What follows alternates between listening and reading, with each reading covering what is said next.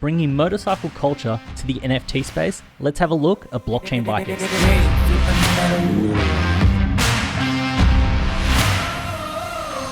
So first up, real quick, below I put chapters so you can fast forward to the sections that you want so you can navigate the video easier. Now, a big shout out goes to Kijun Shun. He said, "Hey man, really like your analysis on the video, and this is a video I made before. Can you also check out Blockchain Bikers?" So what I did is I jumped in and decided to do a bit of research on Blockchain Bikers, ended up thinking that it would make a great video, and that's when I came about to record this.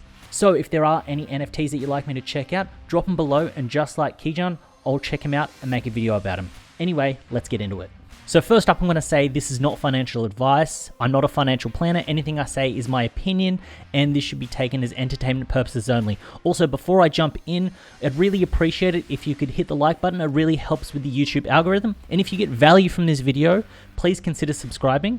Anyway, let's jump into it. Jumping over onto their website, we can kind of start seeing an idea of what they're going to be getting at with this project. Now we can see the helmets here as in the profile pic part of this project, but this visual is absolutely intense. It's almost like a mini story, which I think is really cool because it shows the talent behind the team of Blockchain Bikers, and it plays into part of their roadmap later. Now, one thing that I like here is that they're actually going to be airdropping bikes to people that are actually holding the token. So this is really cool because it gets people to kind of hold onto the tokens and they become invested in the story, and they're not just trying to flip them for a quick buck. Now, the other thing that I like is the IP and rights. You get the complete IP and rights behind your NFT. Now, this might not seem like a big deal, but what this means is that if there's a really cool NFT or a really cool bike, you could then use it in a game, you could use it in artwork, you could use it in some media, you can use it anywhere that you want and you own it. So the idea is that you're not just licensing the image, you're actually kind of owning it yourself, which I think is a really cool way to kind of play this game. And I feel like a lot of NFT projects should do this. You should get the IP that you're paying for and not just pay for the rights to look at it or display it. So what you could do is you could take this guy here, you could put him on some t-shirt, on some merch, and sell that merch yourself, and you wouldn't be infringing on any of the rights, which I think is really cool. Now, another part of the roadmap, but a lot of people have these, is that they're going to have a racing simulator. And this is where you'll be using your NFT and the bike that you get to actually play in the ecospace and play in the game. Now, I'm not sure what will happen with the game, but with those visuals earlier in the website, you can kind of see that they have the ability to make something look very high-end and very professional. And if this translates to a game, it could be very easy for that to kind of gain some momentum, which then adds value to your NFT. The other thing that is interesting is that they're going to be rolling out vegan leather biking jackets and bandanas for the community as a unique merch drop.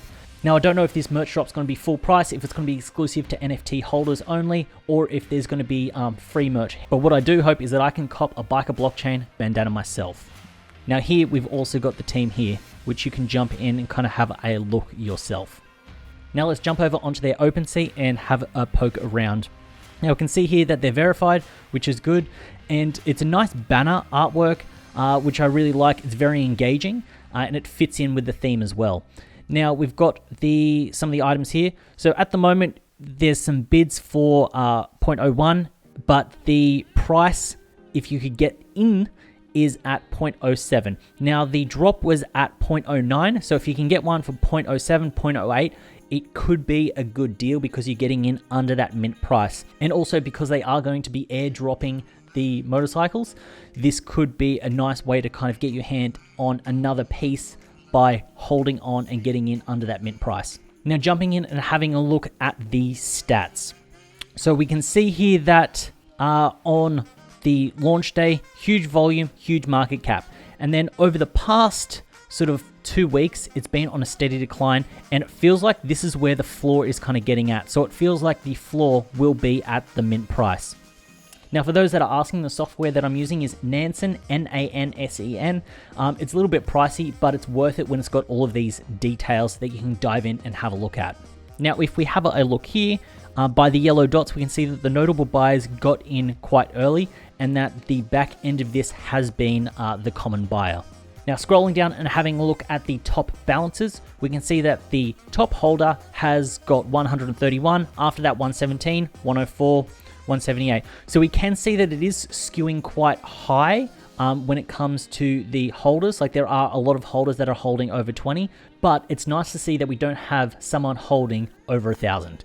Now, if we jump in and have a look at the types of collectors over time, so this was the big spike at the drop, and then as we can see, there's been a steady decline, and it looks like it might be flattening out in epic and legendary NFT collectors.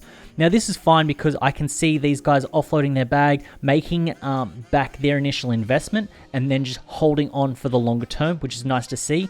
If this chart went all the way down, then I would be a little bit worried, but overall, it doesn't seem too bad. In terms of smart money, the smart money at the start, holding, and that's flat, which is quite good.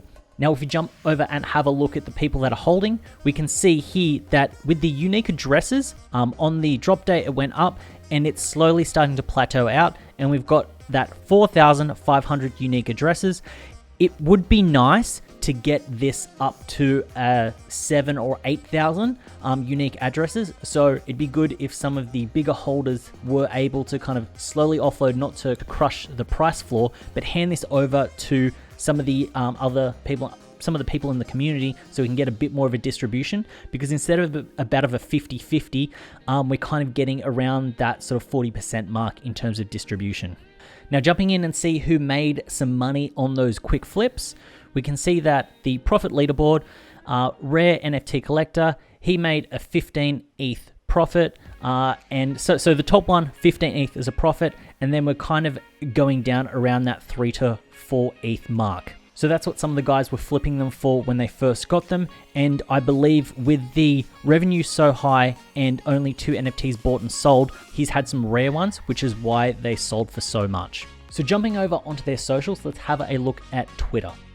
So we've got their Twitter account here. Currently they've got 13,400, and we can see some of the artwork and previews that they've got here, and it looks like they are kind of engaging with the community, doing some retweets, which is nice. And then jumping over onto Social Blade, we can kind of see what this growth has been like post-launch. So at launch, they had around 11,000, and it's gone up to that sort of 13.4, 13.5. Now, over the last 2 weeks, they've essentially gained 2,000 followers on Twitter. So it's growing slowly.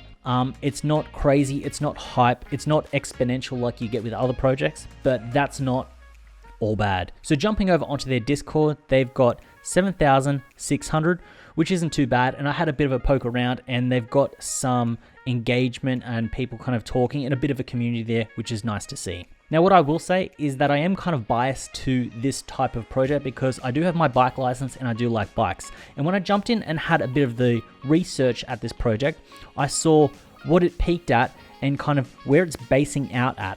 And then when I saw that they are going to be airdropping the motorcycles, that's when I started to get really excited, because the idea that they're also going to be having a game, they're going to be doing some airdrops, they're going to have some merch, that's quite good. And I actually caved in myself and ended up picking up one.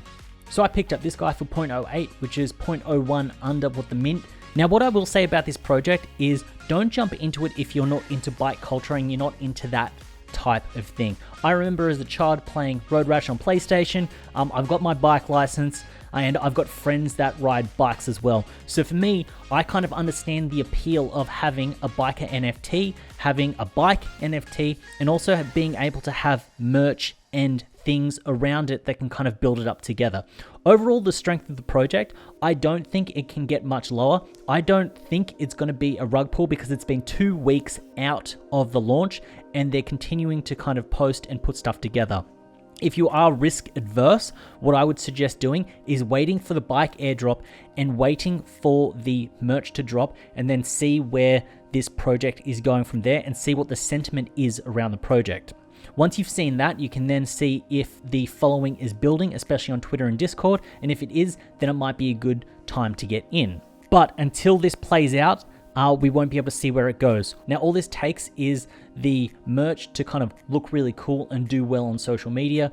all it takes is the game to kind of get a little bit of hype and get some plays around it, and then people could actually bring awareness to the actual NFT itself, and that's where the value can be. For me, I've got this because I like the idea of a NFT biker, and I like the idea of having a bike NFT.